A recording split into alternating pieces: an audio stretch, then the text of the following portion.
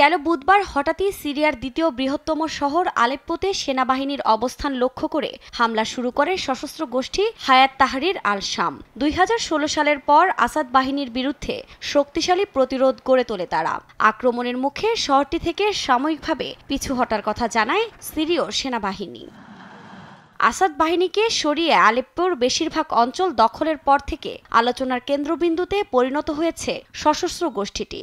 হায়াত তাহরির আল শাম কারা, তাদের উত্থান কিভাবে, এসব এমন অনেক প্রশ্নই ঘুরপাক খাচ্ছে জনমনে। আন্তর্জাতিক বিশ্লেষকদের বরাতে বিশ্বের বিভিন্ন প্রভাবশালী গণমাধ্যম এ নিয়ে প্রতিবেদন প্রকাশ করেছে। আলেপ্পোয় আক্রমণের নেতৃত্ব দিচ্ছে আসাদ সরকারের বিরুদ্ধে লড়াইরত গোষ্ঠীগুলোর মধ্যে অন্যতম কার্যকর ও বিপজ্জনক গোষ্ঠী হায়াত তাহরির আল শাম।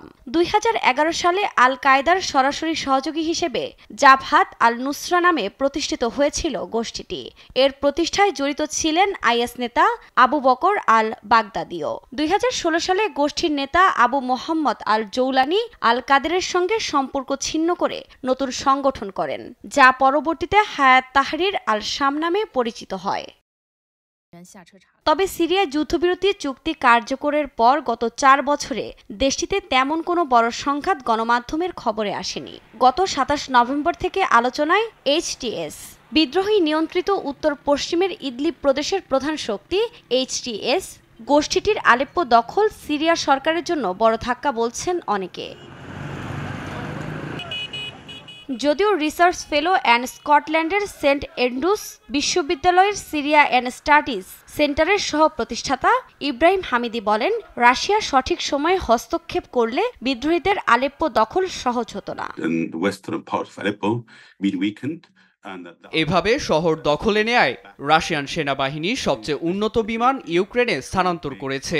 এ কারণে সশস্ত্র গোষ্ঠীগুলো সিরিয়ার দ্বিতীয় বৃহত্তম শহর নিয়ন্ত্রণ করতে পেরেছে। তবে এ সময় শহরটিতে বেসামরিকদের নিরাপত্তা সবচেয়ে বেশি গুরুত্বপূর্ণ।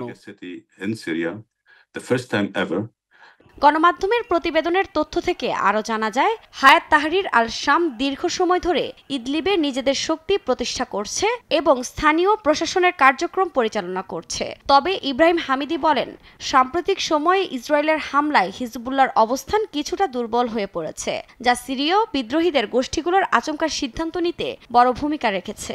বর্তমানে তাদের উদ্দেশ্য কি তা নিয়ে অস্পষ্টতাও রয়ে গেছে। আফরিন মৌ, নিউজ ডেস্ক, দেশ টিভি।